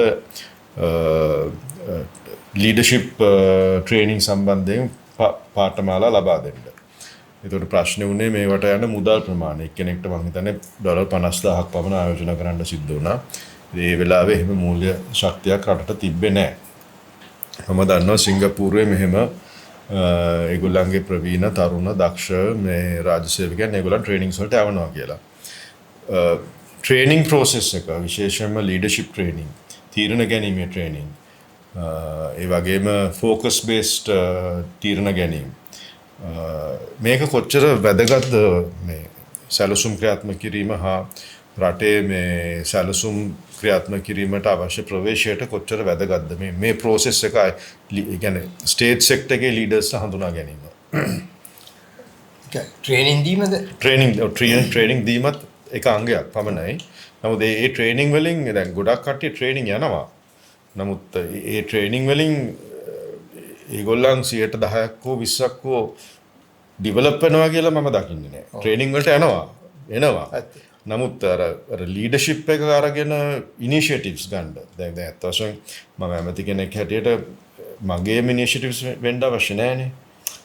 මගේම අදහස් වෙන්න අවශ්‍ය නැහැ. ඒක ටීම් එකෙන් ඒ අදහස් එන්න ඕනේ. ඉතින් එහෙම දැන් මම දැකලා තියෙනවා හැම වෙලේම ඇමති කෙනෙක් වුණාම ඒ කියන්නේ තමාගෙන් ඉනිෂියේටිව්ස් වෙන්න ඕනේ. නමුත් ස්ටේට් සෙක්ටර් එකේ මේ ඔබතුමා කිව්වා වගේ ඇයි ඒ තීරණ ගන්න කියන අවශ්‍යතාවය එනවා. Why should I decide? මට පඩියක් ලැබෙනවා නම් මට කිසිම මේ පෙනල්ටි එකක් නැත්තම් මට ඊළඟ පඩිය සුරක්ෂිතයි නම් මගේ පෙන්ෂන් එකත් එනවා නම් ඇයි මං මෙහෙම තීරණ ගන්න කියන ප්‍රවණතාවය වෙනවා. නමුත් මූලික දේ තමයි මේ හරි හෝ වැරදිව තීරණ ගැනීම. ඉතින් මේකට අවශ්‍ය මේ බෑග්ග්‍රවුන්ඩ් එක තරුණ රාජ්‍ය සේවකයන්ට ඒ අවශ්‍ය බෑග්ග්‍රවුන්ඩ් එක අපි හදන්නේ කොහොමද? මගේ අදහස මට මතකයි මම පටන් ගන්නම් අර අපේ ડોક્ટર වීරසූරිය ආචාර්ය වික්‍රම වීරසූරිය මහත්මයා කිව්වා fastest moving file is your request for the training කිව්වා. Fastest moving file is your request for the training. You can training abroad. දැන් මම මේ ලංකාවේ මේ ඔබතුමා ට්‍රේනින් ලැබිලා තියෙනවද පිටරට? මට ලැබිලා තියෙනවා. ඒක තමයි. දැන් ඒකෙන් වැඩක් වෙලා තියෙනවා. අනිවාර්යෙන් වෙලා තියෙනවා. ඇත්ත වශයෙන්ම වෙලා තියෙනවා. උපාධි දැන් අපි උපාධිධාරීන් බඳව ගන්නකොට මේ උපාධිධාරී පුහුණු සහ උපාධිධාරීන් රැකියාවට බඳව ගැනීමේ මේ වැඩසටහන් ක්‍රියාත්මක කරලා තියෙන මම අමාත්‍යාංශින්නකොට ඒක එනකොට දැන් ඒගොල්ලන්ගෙන් මම අහනවා මේ යන්න කොහාටද කැමති? අනේ සර් ඉතින් අපේ අම්මා තනීප නෑ මට ගමට යන්න තියෙනවා හොඳයි කිව්වා. තව එක්කෙනෙක් කියනවා ඉතින් මට මේ වගේ ප්‍රශ්නයක් තියෙන ළමයි ටික ඉස්කෝලේ යන ඉතින් මම කියන්නේ ලබන සුමානේ ඉන්දියාවේ පුහුණුවකට මාසෙමයි යන්න කියලා. ඒ කියන්නේ තමන්ගේ කොළඹ ඉන්න බෑ ගමේ ප්‍රශ්න තියෙනවා. විදේශීය පුහුණුවකට යන්න කියලා. අපේ ට්‍රේනින් ගැන රාජ්‍ය සීතී තියෙන ආකල්ප ඒක තමයි. මම හිතන්නේ ඒ සමහර අය ඉන්නවා ඒ ට්‍රිප් එකට විතරයි. ට්‍රිප් එකට විතරයි. ට්‍රිප් එකට විතරයි. ඒක සමහර අය ඉන්නවා දැන් මම හිතන අපේ අංශේ නායකයන් ප්‍රධානියන් දැන් එක්කෙනෙක් ඉන්නවා හරි කරදරයක් මට යන. ඉතින් මම කියන්නේ ට්‍රේනින් වලට යනවා. ඉතින් ඒගොල්ලන්ට අපි කියන්නේ ප්‍රොෆෙෂනල් ට්‍රේනීස් කියලා. ඉතින් ඒක තමයි ඉතින් මම හිතන්නේ ඇත්ත වශයෙන්ම කවුරු හරි පුහුණුවකට යනවා නම් ඒ පුහුණුවට යන්න ඉස්සෙල්ලා යා බලාපොරොත්තු වෙන්නේ මොකද්ද? පුහුණුවට ආවට පස්සේ යා මොකද්ද මේ ආයතනයට කිරීමට බලාපොරොත්තු කන්ට්‍රිබියුෂන් එක සේවාව මොකද්ද කියලා එයන් ගන්න ඕනේ. අරගෙන ඒකට දෙන්න ඕනේ වැඩ පිළිවෙල. ඒ විදිහ දැන් මම හිතා පෞද්ගලික වශයෙන් කරන්නේ එහෙමයි. නිකම් කෙනෙක් ට්‍රේන් එකක් තිබුණාටවත් කෙනෙක් ඉන්නවටවත් යවන්නේ. එතකොට අපිට බලන්න මේකට සුදුස්සා කවුද? එයාද යන්නේ? එයා ඇවිල්ලා මේ මොකද්ද කරන්නේ කියලා. ඊළඟට ඒක අපි පසුවිපරම් කරන්න. එයා මේක කරනවද? එහෙම එකක් ලංකාවේ නැහැ. අපි කරන්නේ ට්‍රේනින් යාගේ අයිතිවාසිකම කැටියට කලකනවා. එහෙම නැත්නම් මට තියෙන කරදරෙන් බේරෙන්න යාව ට්‍රේනින් වලට යනවා. එයා දන්නෙත් නැහැ ඒ ට්‍රේනින් වලට ගිහලා ආවට පස්සේ දන්නෙත් නැහැ. ඉතින් ඒ කල්චර් එකේ සංස්කෘතිය අපි වෙනස් කරන්න එකක්. අනිත් එක තමයි අපේ ආයතන වලට දැන් අපි මං අහන ප්‍රශ්නේ ඔය ට්‍රේනින් කිව්ව නිකන් ඔය ඉන්දියාවට හොඳ ඉස්කෝල ඇති හොඳ පාසල් ඇති හොඳ ට්‍රේනින් ඉන්ස්ටිටියුට්ස් ඇති. නමුත් ඔබතුමා හිතනවාද මේ යන ආයතනයේ බ්‍රෑන්ඩ් එක කියන්නේ හාවර්ඩ් වගේ තැනකට නැත්නම් ඔක්ස්ෆර්ඩ් වගේ තැනකට ඒ වගේ නමට ඒ ට්‍රේනින් වලින් මොන හරි ගන්න පුළුවන් කියලා අපි එහෙම ප්‍රෝග්‍රෑම් එකක් අපිට තියනවාද? ඒ කියන්නේ මේ young government servants අප්ග්‍රේඩ් කරන්න ඒගොල්ලෝ ප්‍රෝග්‍රෑම් නැහැ. එහෙම වෙන්නේ නැත්තේ මුදල් ගැටලු නිසාද? නෑ මුදල් ගැටලු නෙවෙයි අපිට ඒකට හරියන ආකෘතියක් හදලා නැහැ. රයිට්. දැන් හොඳම උදාහරණයක් ගන්න අපේ තියෙනවා මේ ශ්‍රී ලංකා පරිපාලන සංවර්ධන ආයතන. ෆවුන්ඩේෂන් ඉන්ස්ටිටියුට් එක. ෆවුන්ඩේෂන් ඉන්ස්ටිටියුට් එක. නෑ ශ්‍රී ලංකා ඩෙවලොප්මන්ට් ඇඩ්මිනිස්ට්‍රේෂන් ඉන්ස්ටිටියුට්. දැන් ඒක ගත්තාම එදා ඉඳලම කරන්නේ අද දක්වාම එකම මොඩල් එක. එහෙම නෙවෙයි දැන් අපේ සිවිල් සේවය පටන් ගත්තේ බ්‍රිතාන්‍යයෙන්නේ. ඒ පටන් ගත්තේ මේ රාජ්‍ය ආදායම එකතු කරන්න. එදා තමයි මේ නීති රීති ගෙනාවේ. ඒ නීති රීතිම තමයි අදත් තියෙන්නේ. අපි දැන් ඇත්ත වශයෙන්ම රාජ්‍ය සේවකයෙක් කිව්වහම අද දැන් ඩිවිෂනල් සෙක්‍රටරි කෙනෙක් කිව්වහම එයා ජැක් ඔෆ් ඕල් ට්‍රේඩ් වගේ. නොකරන්න දෙයක් නැහැ. ඇමතිවරයා එනකොට පිළිගන්නත් ඕනේ. එතකොට මේ දත්ත හොයන්නත් ඕනේ. ඊළඟ පෞද්ගලික අංශයක කටයුතු කරන්න ඕනේ. නොයෙකුත් අය. ඉස්සර තියෙන්නේ පොඩි පර්මිට් එකක් දෙන එක, ගහක් කපන්න අවසර දෙන ඒ වගේ. ප්‍රාදේශීය ලේකම්. ඉතින් එයාට තියෙන වැඩවලට හරියන විදිහේ ට්‍රේනින් එකක් දෙන්නත් ඕනේ. ඒ වගේම එයාගේ තියෙන මේ වපසරිය සහ වගකීම වැඩි කරන්නත්. ඒ වගේම මේකට ගෙවීමක් කරන්නත්. ඉතින් අපේ වෙලා තියෙන්නේ අපේ ගෙවීම් කරන්නේ එහෙම නෙවෙයිනේ. මේ අපේ ස්ටෑන්ඩඩ් සැලරි ගෙවන්න. ඉතින් අර වැඩ කරන එක්කනත් ඉන්සෙන්ටිව්ස් දෙන්න ඕනේ නේ. ඉන්සෙන්ටිව් අනිවාර්යයෙන්ම ඉන්සෙන්ටිව්ස් and fines දෙකම. දැන් මගේ මං ඕක කතා කරා ඇත්ත වශයෙන් ඔය මේ පෙනල්ටි එකක් වැඩ නොකරන කට්ටියට පෙන ඒකට මේ කැබිනට් අමාත්‍යවරු ඔක්කොමලා විරුද්ධ වුණා. මොකද මම හිතන්නේ එතන කවුරු හරි වැඩක් නොකර ඉඳලා මොන හරි ක්‍රමවේදයෙන් පිටට ගිහිලා වැඩ කරොත් ඒ වගේම මොන හරි මේ අකාර්යාත්මක වුණොත් ඒ වගේ මේ පෙනල්ටිස් දාන එකට මම හිතන්නේ රටේ ප්‍රවේශයක් තියෙනවා කියලා. නමුත් ඉන්සෙන්ටිව්ස් දෙන එකට මම හිතන්නේ ඒක කරන්න පුළුවන්.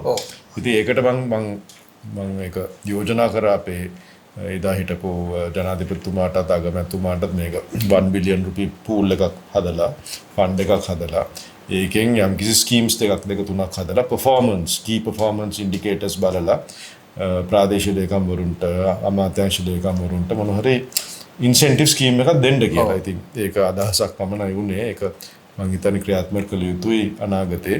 ට්‍රේනින්ග් උත් මම හිතන්නේ ප්‍රවීණ ආයතන වලට යවන එක ඉතාමත් වැදගත්, ඉතාමත් දක්ෂ නිලධාරීන්. ඒතකොට ඔබතුමා මගේ ෆයිනල් ක්වෙස්චන් එක තමයි ඔබතුමා අවුරුදු 10කින් මේ රටේ රාජ්‍ය සේවය කොතනද දකින්න කියන එක. ඔබතුමා දැන් මේ යන විදිහට කොහොමද ඔබතුමා බැඳුණු රාජ්‍ය සේවය 1970 තිබ්බ රාජ්‍ය සේවයට වඩා ගොඩක් වෙනස් රාජ්‍ය සේවයක් දැන් තියෙන්නේ. එතකොට ඔබතුමා දැන් දකින්න රාජ්‍ය සේවයට වඩා ප්‍රවිෂ්ඨ රාජ්‍ය සේවයක්ද නැත්නම් ඊට වඩා පොඩ්ඩක් පිරිහුණු රාජ්‍ය සේවයක්ද ඔබතුමා දකින්නේ? ඇත්ත වශයෙන්ම සුදුසුකම් වගේ පැති වලින් දක්ෂතාවය පැත්තෙන් ගත්තාම මම හිතන්නේ අදට වඩා හොඳ රාජ්‍ය සේවයක් එන්නේ. ඔව්. මොකද දැන් අපි ඉන්න කාලේ වගේ නෙවෙයි අද රාජ්‍ය සේවකින්ට IT ද කම්පියුටර් සයන්ස් ඒ වගේ ලොකු පරාශයක් දැනුමක් සහ අත්දැකීමක් තියෙනවා. හැබැයි එකම දේ ඒ රාජ්‍ය සේවකයාට එක පැත්තකින් නිදහසක් දෙන්න ඕන තීරණ ගන්න. කියන්නේ අනවශ්‍ය තීරණ නෙවෙයි. අවශ්‍ය වෙලාවට අවශ්‍ය තීරණ ගන්න. දේශපාලන මැදිහත් වීමකින් තොරව. නෑ දේශපාලන මැදිහත් වුණත් කමක් නෑ. දැන් ප්‍රේමදාස මහත්තයා දේශපාලන මැදිහත් වුණානේ. උනා කියලා වැඩක් වුණේ නැති නෑනේ.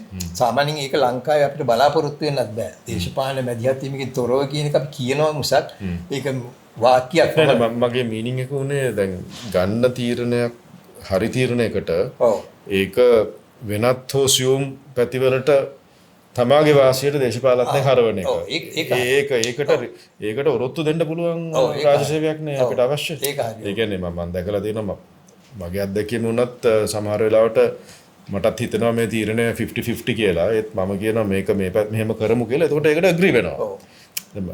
මම කියන්නේ දේශපාලනයටත් හොඳයි ඒක රාජ්‍ය සේවකයෙක් ඒක සෙන්සිටිව් වෙන්න ඕනේ වෙලාවේ. නමුත් දේශපාලනඥයාගේ හිත කැඩෙන්නේ නැතුව කියන්න ඕනේ මේ අමතුමා මේ විදිහට නේ මේ විදිහට කරමු කියලා. දැන් ඒ වගේ අවස්ථාවක් මම මුණ දීලා තියෙනවා. ඒක හොඳයි. නමුත් බොහෝ දුරට මම දැකලා තියෙනවා දේශපාලනඥයා කියන විදිහට තමයි රාජ්‍ය සේවකයා මේ තීරණ ගන්න කියන එක. ඉතින් ඒකට නොයෙකුත් සාධක තියෙන්න පුළුවන්. නමුත් ඉංග්‍රීසි වලින් කියනවා ස්ටේට්ස් එක්ට විතර බෑක්බෝන් කියලා කියන්නේ. ඒක අනිවාර්යයෙන්ම තිබිය යුතුයි. ඒ කියන්නේ රාජ්‍ය සේවකයාට පුළුවන් වෙන්න ඕනේ මේ යම් කිසි දෙයක් වැරදියට පේනවා නම් ඒක එහෙම කියන්නේ ඒක. එකම දේ දැන් මම රාජ්‍ය සේවයේ හිටපු කෙනෙක්නේ. මම ඉතින් කැමති නෑ මගේ තියෙන වැරදි වහගන්න දේශපාලනඥයෙකුට තව කෙනෙකුට දොස් කියලා. මම දැනගන්න ඕනේ දේශපාලනඥයාට ඒක ගැළපෙන විදියට සහ කන්වින්ස් වෙන විදියට කියන්න පුළුවන්. ඒකට මට අදහසක් තියෙනවා. මට අදහසක් නැත්නම් ඒක කරන්න බෑ. ඉතින් මම ඒ කියන්නේ මම හරියට දන්නවා නම් මේක තමයි කෙරෙන්න ඕනි කියලා මට පුළුවන් වෙනවා සමහර දේශපාලනඥයෙකුට අකමැති වෙන්න පුළුවන්. එහෙනම් අපි නොකර ඉන්න එක වෙනම දෙයක්. බොහෝ විට මම දැකලා තියෙන එහෙම අපිට පුළුවන් දේශපාලනඥය හැබැයි තමන්ට අයිඩියා එකක් තියෙනවා. අයිඩියා නැත්තම් කරන්නේ දේශපාලනඥයා කියන එක කරනවා. ඉතින් මගේ අදහස නම් ඉදිරියේදී අපේ රාජ්‍ය සේවයට එන වගකීම එන්න වැඩි වෙනවා. ආයෝජකින්ද පෞද්ගලික අංශයේද නොයෙකුත් ඒවා. අපි ඒ විදිහට ගැලපෙන්න රාජ්‍ය සේවය යොමු කරන්න ඕනේ. අනිත් එක රාජ්‍ය සේවයට අනිවාර්යව ටාස්ක් එකක් දෙන්න ඕනේ. ඉලක්කයක් දෙන්න. මෙන්න මේ ටික තමයි ඔබෙන් බලාපොරොත්තු වෙන්නේ. ඉතින් ඒ සඳහා අවශ්‍ය ඔබතුමාගේ වගේ අර ලෝකේ පිළිගත්ත මේ පුහුණුව ආයතන ඒවයින් පුහුණුවක් ලබා දෙන්න ඕනේ. හැබැයි හැම දෙයක්ම අරමුණක් ඇතුව කරන්න.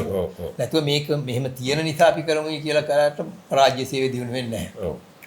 හොඳයි අපි ඊටමත් ප්‍රවීණ හා විශිෂ්ට වැදගත් ගැඹුරු සාකච්ඡාවක් අපේ රාජ්‍ය සේවයේ හිටපු ලේකම්වරයෙක් වෙන මාලියද්ද මැතිතුමත් සමග අපි පැවැත්තුවා. අපි ඉතාමත් ගැඹුරට නොයෙක් අදහස් අපි ඇතුළට ගියා. විශේෂයෙන්ම සැලසුම් ශේෂ්ත්‍රයේ මොකද්ද, සැලසුම් ශේෂ්ත්‍රයෙන් විය යුත්තේ මොකද්ද, ක්‍රම සම්පාදන ශේෂ්ත්‍රයේ ඇතිවන ගැටලු මොනවද, අපේ රටේ දිශාව මොකද්ද, රාජ්‍ය සේවය සම්බන්ධයෙන් අපි සාකච්ඡා කරා. පුද්ගලික හා පෞද්ගලික අංශය හා රාජ්‍ය අංශය අතර අපි තිබෙන ප්‍රශ්න හා ගැටලු ආකල්ප ගැන අපි සාකච්ඡා කරා. ඉතින් මම හිතන්නේ මෙවැනි සාකච්ඡා වලින් අපිට ඇත්ත වශයෙන්ම එකක් අපේ රාජ්‍ය සේවයේ සිටින දක්ෂ නිලධාරීන් අපිට හඳුනා ගන්න පුළුවන්. ඒ නිලධාරීන්ගේ අදහස් ඉතාමත් වැදගත්.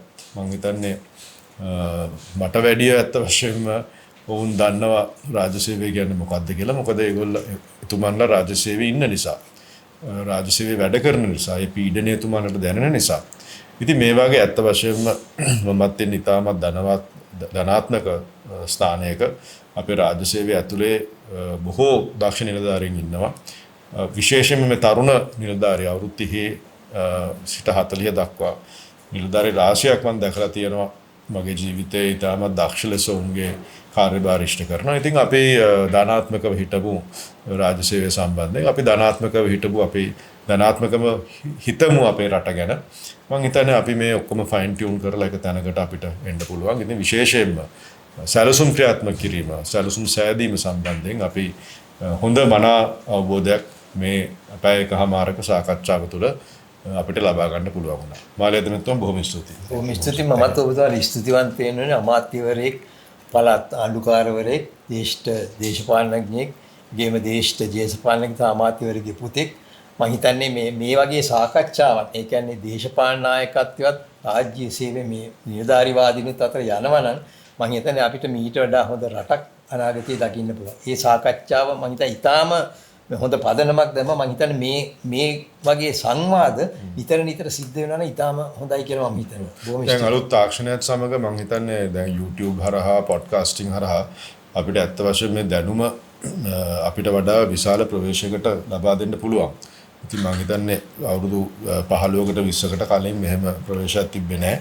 දැන් අපේ සාකච්ඡාව මීට වඩා මේ පුළුල් කරලා අපිට තව වටරවුම් සංවාදයක් මම බලාපොරොත්තු වෙනවා රාජ්‍ය සේවකයන් අතර කරන්න. ඒකටත් මම ඔබතුමාව ආරාධනා කරනවා. බොහොම ස්තුතියි. බොහොම ස්තුතියි.